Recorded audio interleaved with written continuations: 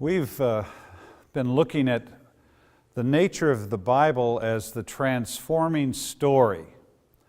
And we've seen that the Bible has a breadth to it, what we could call the flow of biblical history.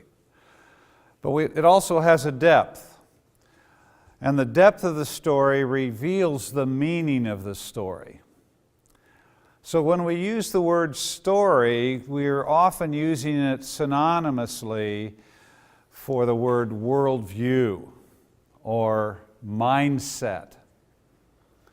Paul speaks about the strongholds of the mind. And what we want to do in these sessions now is look at the power of story, to see how powerful worldviews are, not only how we see the world through a worldview, but how worldviews shape our lives and shape the kinds of societies and nations that we will build. I'd like to give you a couple of illustrations as we begin. One is from a friend of mine named Josie. You will notice that many of my stories have names attached to them. It's because of people coming up at conferences and saying, "Darrow, I have an illustration for you." So this is Josie's story. Josie graduated from an American university with a degree in nursing. She had a heart for the poor, so she decided to travel to West Africa with the American Peace Corps program, and her assignment was to teach microbiology in an African nursing college. She had never taught before. She was very excited about what she was going to do. And she began this semester by teaching an overview of biology. And then from there, she narrowed it down to microbiology, and from there, she narrowed it down to germ theory.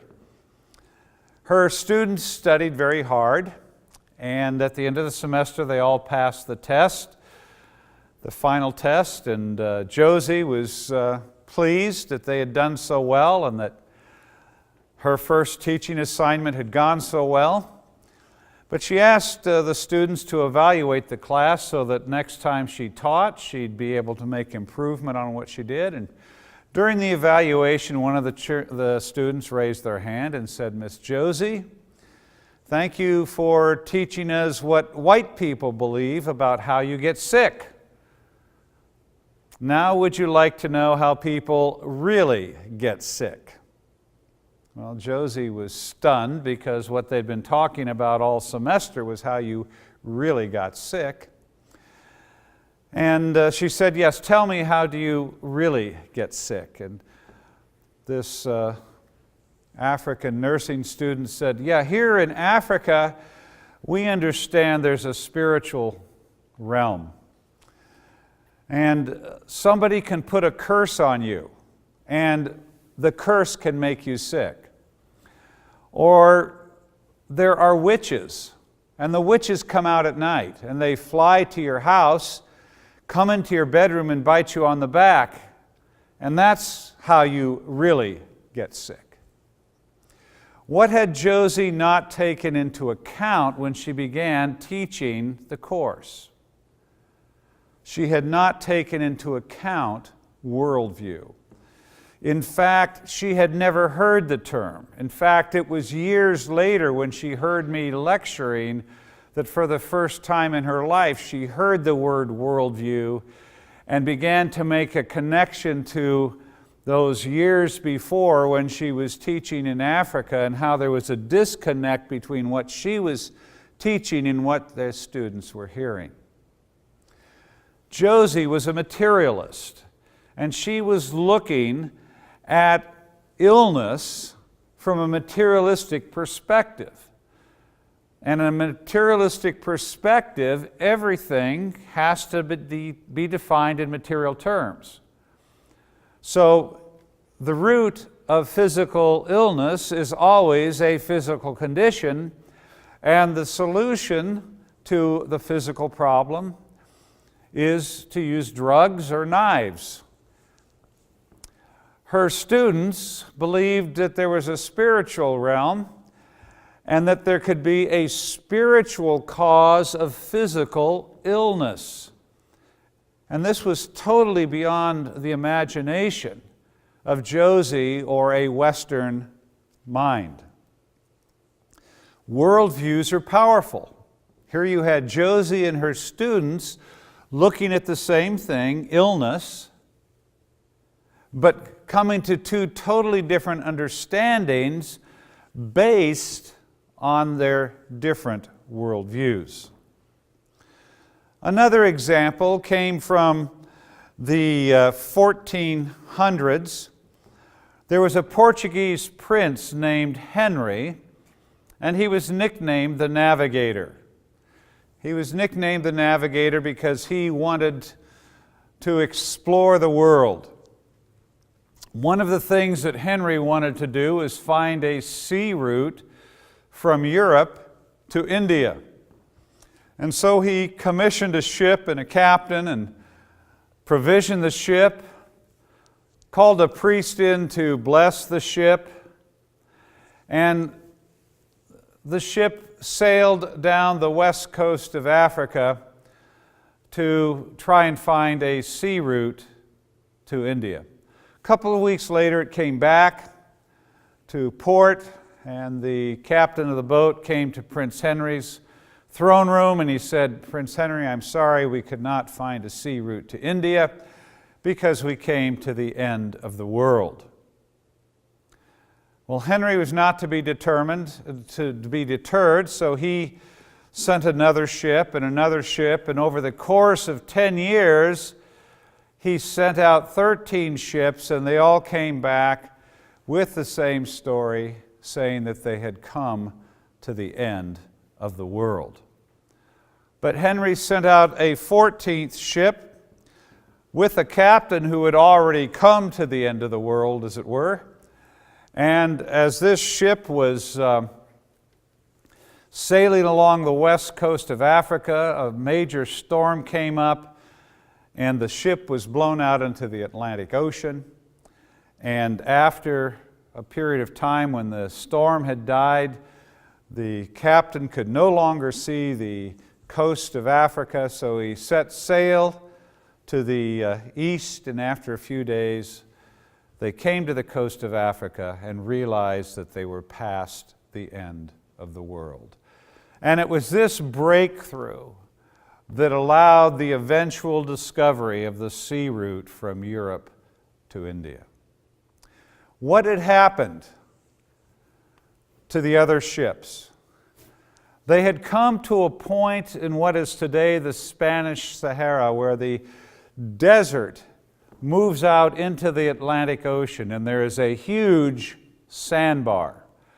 And over this sandbar there are strange currents, and of course as a ship would approach the sandbar, the water under the keel would get shallower and shallower, and between the water getting shallower and the strange currents, the conclusion of the men on the ship was that they had come to the end of the world.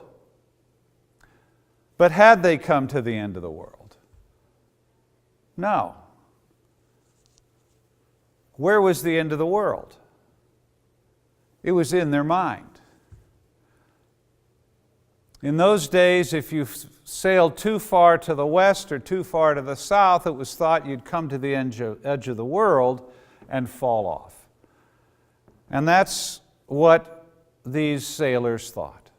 What limited their discovery? Not reality. What limited their discovery was the map in their mind. Every single person in this world has a map in their mind. It's a map that tells them what the world is like. We can call this a worldview or a mindset. Scientists call it paradigm. There's a number of different words that we can use synonymously, but it's the idea that we are wearing a set of glasses on our mind. Many of us wear glasses or contact lenses on our eyes, and it's these glasses that allow us to see and hopefully see more clearly. Well, every one of us is wearing a set of glasses on our mind. The trouble is, we don't know it. Many of us are born again in our hearts, but we're not born again in our minds. Our minds have been set by our culture. In the West, by a materialistic culture. In much of Africa and the Americas and Asia, it has been shaped by an animistic culture. But we have these glasses on our mind and we never look at them. I don't know about you, but at the end of my day, I'll go into the restroom, I'll brush my teeth and do the other things that I do. Then I'll go sit on the edge of my bed and I'll take my glasses off and put them next to the bed. And I go to sleep. And what's the first thing I do in the morning? I pick up my glasses and I put them on. And I forget about them. But all day long I look through my glasses. What do I not do? I do not look at my glasses. And I don't ask you to look at my glasses. No, I look through them. And we never take time to examine our glasses. That is why we're going through this material now, to help you understand that you have a set of glasses on your mind. And those glasses not only shape how you see the world, they will determine the kind of communities and the kind of nations that you will build. Think back to Josie. Josie was wearing a secular set of glasses, and her students were wearing an animistic set of glasses. They were looking at the same thing, health, and came to two totally different conclusions. Let's turn to Romans 12:2.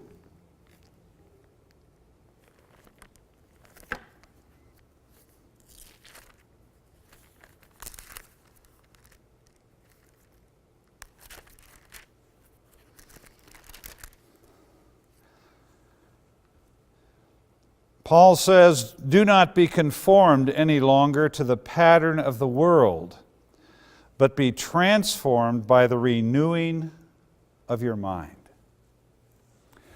Be not conformed any longer to the pattern of the world. For those of us in the West, let's not be conformed any longer to our Western materialistic, consumer-oriented culture. To those in Africa or Asia, be not conformed to the pattern of your world. But what? Be transformed. And how are you transformed? By the renewing of your mind. What God is saying, it's not enough to be born again in your heart as long as you have a pagan mind. We need to be born again again. We need to be born again in our heart, and then we need to have our mind born again. If we lived at a time of history where we had a biblical worldview, you wouldn't be talking about being born again again. But we live in a time where a materialistic worldview dominates most of the Western world, and an animistic worldview dominates most of the developing world. And because of that, when we come to Christ, we come through the lens of our materialistic or animistic worldview. So we need to have the lenses in our glasses changed. God has ground lenses for our glasses that allow us to see reality the way He has made it. So when we come to Christ, it's not just to be born again in our hearts. We need to be born again in our minds. And very often that is a conscious process of changing the lenses in our glasses.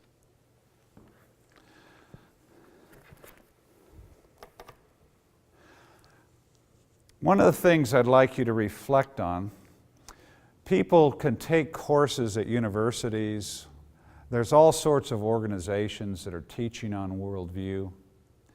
But what is the difference between looking at worldview as an academic subject and looking at worldview as the lens by which we examine and solve grassroots problems?